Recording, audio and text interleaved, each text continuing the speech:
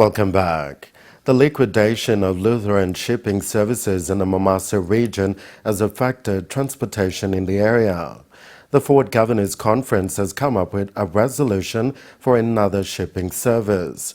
Madang Governor Jim Kars says they will appeal to the national government for assistance to roll out this service. Charles Kakang reports from Lane. The liquidation of Lutheran shipping in recent years is affecting the people and business trades in Mombasa region. People have been forced to use outboard motors without proper marine safety and are exposed to sea piracy.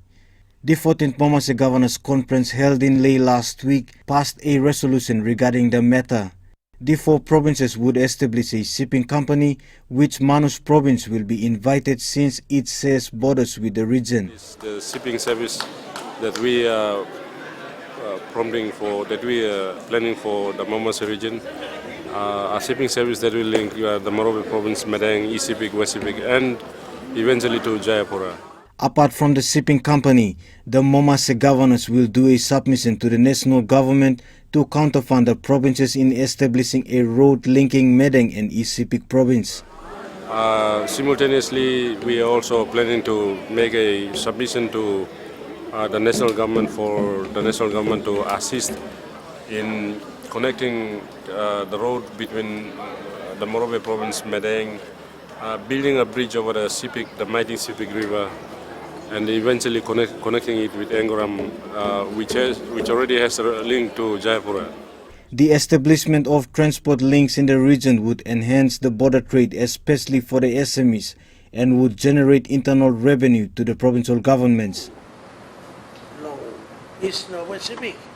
They play that road, we play that link with West Papua. We play like in Marang na Morobe, Ting Ting. Meanwhile, the newly established shipping company in Mombasa province, Mombasa Coastal Shipping, would expand its services outward Mombasa province into the region. Charles Kakang, NBC National News, Leh.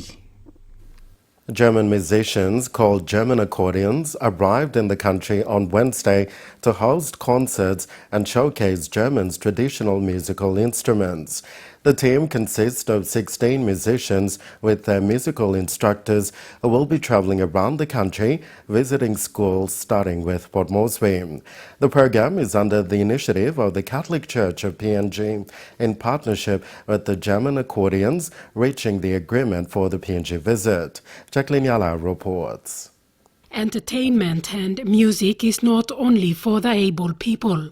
Hundreds of persons living with disability turned up yesterday at Don Bosco Technology Hall to watch the performance of the German accordion team. Hundreds of students from different Catholic-run institutions in NCD also turned up. Expectations were high from spectators, waiting eagerly to see what would prevail in the next couple of minutes. Preparations were going on at the stage as the German accordion team, made up of 16 young people, took the stage.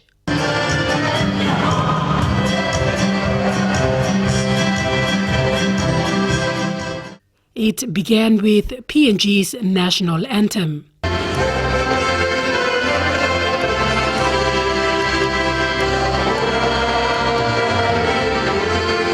It was an opportunity where the students did PowerPoint presentations to teach PNG students about their musical instruments. A representative from the team explained how the connection of German accordions and the Catholic Church of PNG began. Das Orchester aus Chemnitz ist nach Papua-Neuguinea gekommen, weil wir unser Orchestermitglied Rachel Warner hier haben. The orchestra came to Papua New Guinea because of me, who are part of the member of the. Jacqueline Yala, NBC National News, Port Moresby. The Sir Luciano Prostate Cancer Foundation recently raised more than 100,000 kina in a golf day early last month at the Royal Port Moresby Golf Club. The event attracted many corporate companies that participated in the golf fundraising day. The fundraising drive is aimed at purchasing medical equipment for the treatment of prostate cancer in the country. Paul Tarmick Jr. spoke to Sir Luciano and filed his report. Prevention is better than cure. That's from Sir Luciano Cragnolini, a prostate cancer survivor. But his brother wasn't so lucky, passing away from the prostate cancer in November 2015. Sir Luciano was lucky enough because of consistent medical checks. As such, he started the Sir Luciano Prostate Cancer Foundation to make a difference. In Australia, 1 out of 5 gets prostate cancer. So it's a serious killer. He says he was lucky and wants to give the opportunity to access such treatment only available overseas to other Papua New Guineans. That's why I started the Sir Luciano Prostate Cancer, because try and save some lives. Like Dominic Deere died of prostate cancer. A lot of the people just, they don't get it on time. Meanwhile, Sir Luciano is now feeling better and is continuing his regular checkup every 6 months. Paul Tarmick Jr., NBC National News, Port Moresby.